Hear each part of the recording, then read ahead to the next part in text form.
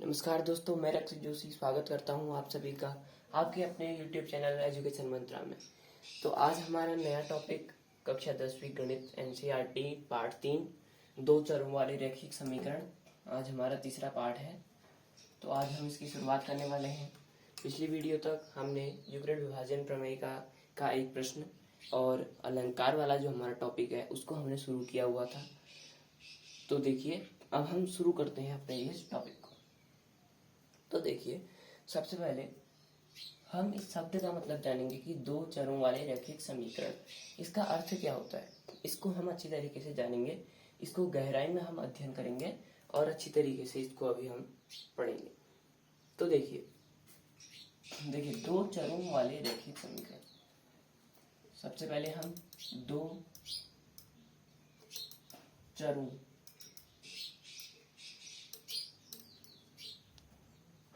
जो इस शब्द है इसका अर्थ स्पष्ट करते हैं।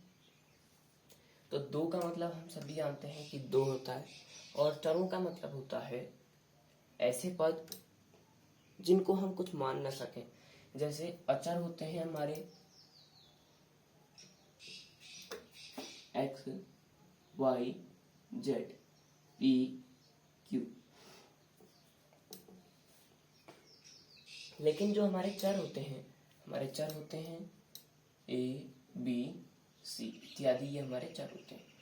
तो चरों के अंतर्गत संख्याएं भी आ सकती हैं। तो देखिए, ये हमारा दो चरों वाले रैखिक समीकरण। रैखिक का अर्थ सब जानते हैं। रैखिक का मतलब होता है एक रेखा। रैखिक का मतलब होता है एक रेखा। तो इस पाठ के लिए मैंने एक ग्राफ पेपर रखा हुआ है। इस ग्राफ पेपर की यदि हमको थोड़ी देर में बहुत ज़रूरत होने वाली है, तो आप सभी इस ग्राफ पेपर को अपने पास रख लें ताकि आपको ये जो लेसन है ये अच्छे से समझ में आ सके।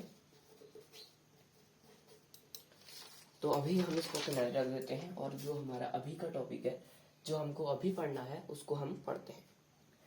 तो अभी हम पढ़ने वाले हैं कि दो चरों वाले रैखिक समीकरण किस प्रकार ये रैखिक समीकरण है, किस प्रकार ये दो चर वाले हैं, और इत्यादि इनके बारे में कुछ जानकारी भी प्राप्त करने वाले हैं। तो शुरू करते हैं आज के इस वीडियो को। देखिए, सबसे पहले दो चरों वाले रैखिक समीकरण को जानने से पहले मैं आपको रिवाइज करा देता हूँ कि कक्षा 9वीं में हमने क्या क्या पढ़ा हुआ था। देखिए, कक्षा 9वीं में हमने पढ़ा हुआ था, जैसे हमने एक समीकरण ली है x + 3y बराबर 0, 9 ले लेते हैं। मान लिया x + 3y बराबर 9। मान लिया हमने ये एक समीकरण लिया। 9वीं का रिवाइज करा रहा हूँ मैं आपको। तो मान लिया ये हमने एक समीकरण लिया। अब हमको कक्षा 9वीं तक इसमें x बराबर 1 दिया था। अब जब हमको x बराबर 1 दिया हुआ है तो x का मान 1 रखेंगे, तो 1 धन 3y बराबर 9। तो ये हो जाएगा 3y बराबर 8। यहाँ से हमारा हो जाएगा y बराबर, देखिए 9 यहाँ है और -8, तो 1। ये देखिए, दोबारा से इसको अच्छे से समझते हैं। देखिए, 1 + 3y बराबर 9, 3y बराबर 9 - 1, ये हो जाएगा 8। तो इसको हम क्या कह सकते हैं, y बराबर 8/3। इतना हमने क्लास 9 तक ऐसे जब हमको x का मान दिया है तो y का मान निकालना आता था। हमको भाग देना हमने सीखा था कि हम कैसे रैखिक समीकरण से रैखिक समीकरण में एक भाग दे सकते हैं पूर्ण रूप से, और शेष बची विधि से हम उसको भाग दे सकते हैं। लेकिन कक्षा 10वीं में इसका थोड़ी मेथड जो है वो डिफरेंट है। देखिए, अगर हमको मान निकालना हो, मान लिया हमें दिया हो कि अगर 2 टॉफी और 5 केक, इनका कीमत, टोटल इनकी कीमत हो 18 रुपये, और जो दूसरा हमारा है उसमें क्या हो, उसमें हो 3 टॉफी प्लस 5 केक, इनकी कीमत हो 16। तो हम इनको कैसे हल करेंगे। अब ये तो हमको दो समीकरण दी हुई है, तो इन्हीं को हल करने के लिए हम इस टॉपिक को पढ़ रहे हैं। तो इसको हमको समझना, पढ़ना अच्छे से आना चाहिए। तो शुरू करते हैं कि कैसे हम इनको पहचानेंगे, कैसे हम कक्षा 9वीं तक ग्राफ पर दर्शाते थे, उसी से आगे को हमारा ये अध्याय शुरू हुआ है। देखिए, सबसे पहले मैं आपको ग्राफ जो है वो एक बार समझा देता हूँ।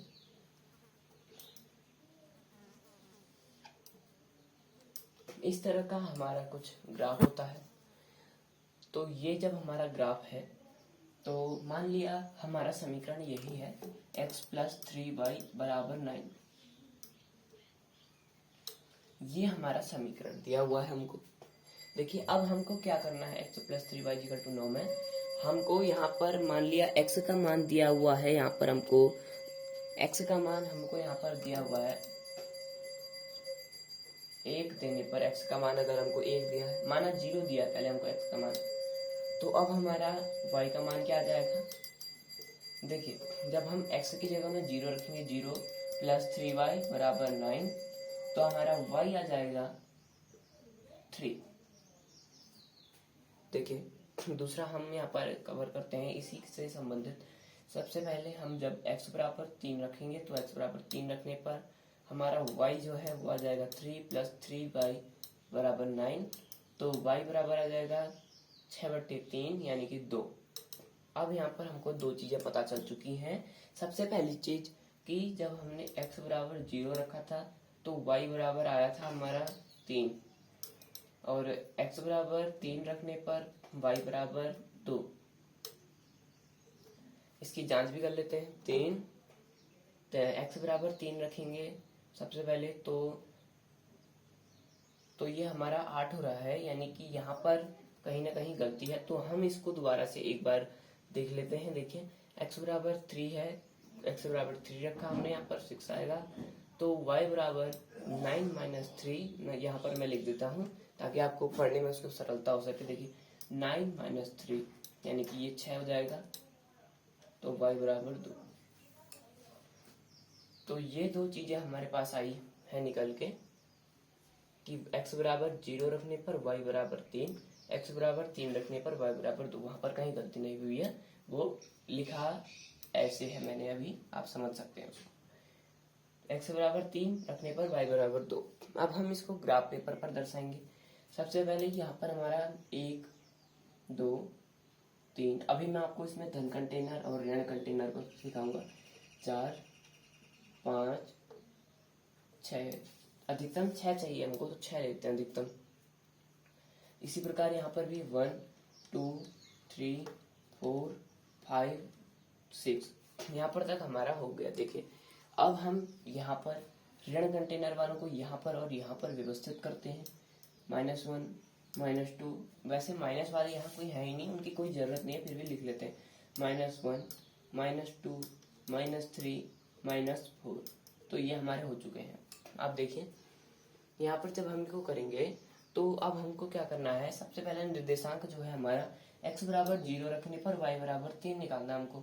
देखिए इसका मान हमने, इसको नाम दिया हमने y x, इसको नाम देते हैं हम x', इसको नाम देते हैं हम y, इसको नाम देते हैं y'। कुछ भी दे सकते हैं हम अपने मन से, लेकिन y इसका रहना चाहिए, y इसका रहना चाहिए। इसके ऊपर हम y ऐसा बार भी लगा सकते हैं। इसका हम नामकरण हमको खुद करना है, ये नहीं कि अपने मन से y', कुछ भी कर सकते हैं हम इसको, लेकिन y के ऊपर ही लिखना पड़ेगा हमको।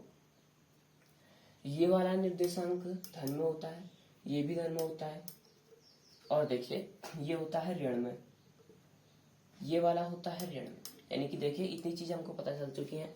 y' जो होता है वो ऋण में होता है, x' ऋण में होता है, y प्लस में होता है, x प्लस में होता है। इतनी चीजें हमको पता चल चुकी है। अब हम इनको दर्शाएंगे निर्देशांकों को। सबसे पहले हमको दिया हुआ x = 0 रखने पर y = 3।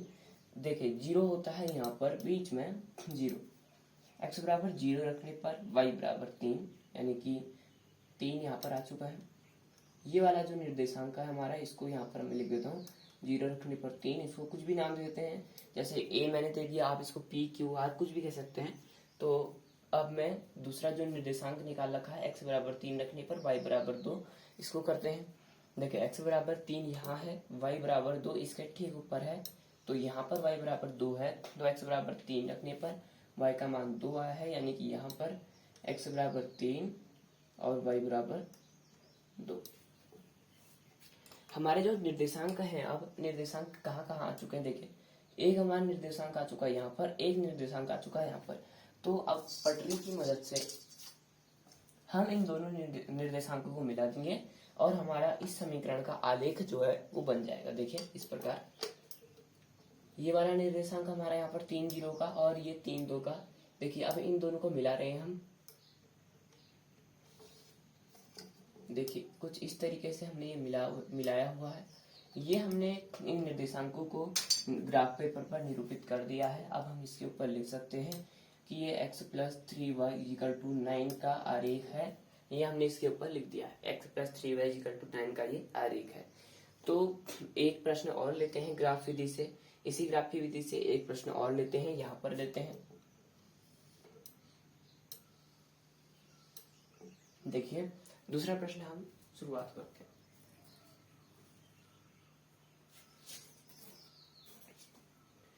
तो हम सेकंड क्वेश्चन अपना शुरू कर रहे हैं। पहला हमने देखा आसानी से, तो दूसरा भी हम इसी तरीके का प्रश्न देखेंगे जिससे हमको कक्षा 9वीं का भी डिवाइज हो और कक्षा 10वीं में जो नया हम हाथ लग रहा है उसको भी बटोरते रहे साथ साथ। तो मान लिया हम समीकरण लेते हैं x + 2y = 8। आप कुछ भी ले सकते हैं, जरूरी नहीं है कि जो मैं ले रहा हूँ आप वही लें। आप अपने हिसाब से प्रैक्टिस के आधार पर कुछ भी ले सकते हैं।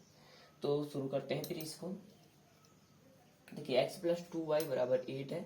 तो देखिए यहाँ पर सबसे पहले हम x = 0 रखेंगे तो y बराबर हमारे पास आएगा 4।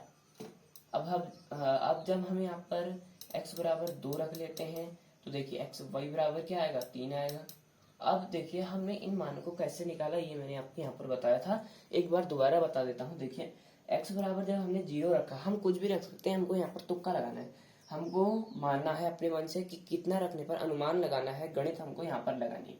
तो देखिए x = 0 जब हमने रखा, 0 + 2y = 8, तो y बराबर हमारा 8/2 यानी कि 4 आ गया।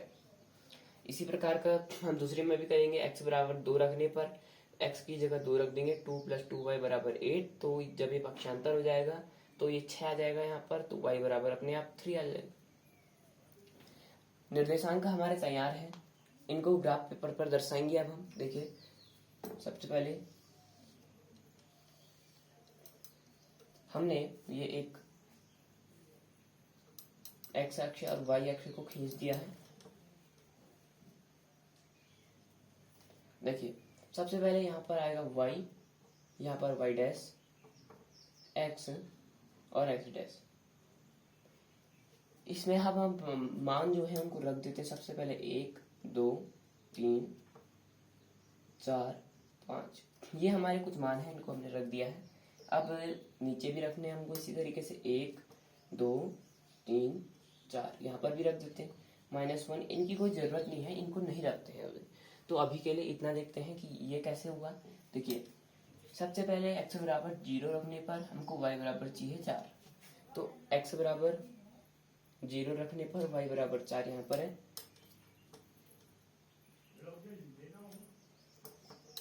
तो ये वाला निर्देशांक हमारा तैयार है।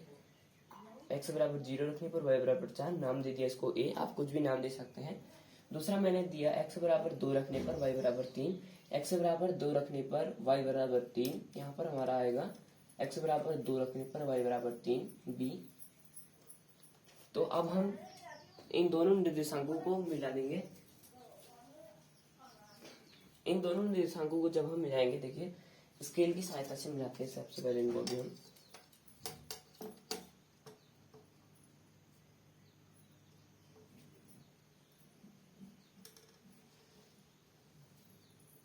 देखिए ये हमने इनको मिला दिया है और अब हम इसके ऊपर इसका नाम दे देते हैं कि ये किस तरीके से। तो यह है x + 2y = 8, इसका आरेख है।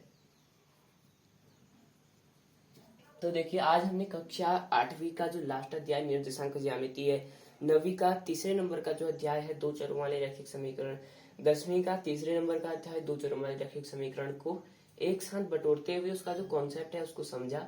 अगली वीडियो में भी आपको कॉन्सेप्ट ही समझा जाएगा। उसके पश्चात आपको ग्राफी विधि से समीकरणों को किस प्रकार लिखना है, समीकरण किस प्रकार की होती है, उसके संदर्भ में आपको बताया जाएगा। हालांकि मैं एक संक्षिप्त बात आपको बता देता हूँ कि जो समीकरण होता है हमारा वो सदैव क्या होता है, ax + by + c इसके रूप का होता है, बराबर 0 के रूप का होता है। तो अभी मैंने संक्षिप्त में आपको इतना बताया। तो अगली वीडियो में आपको इसको थोड़ी डिटेल से समझाया जाएगा और लगभग 10वीं तक का आपको कवर अप किया जाएगा। और उसके पश्चात अगली वीडियो में प्रश्नावली 3.1 को हम स्टार्ट करेंगे।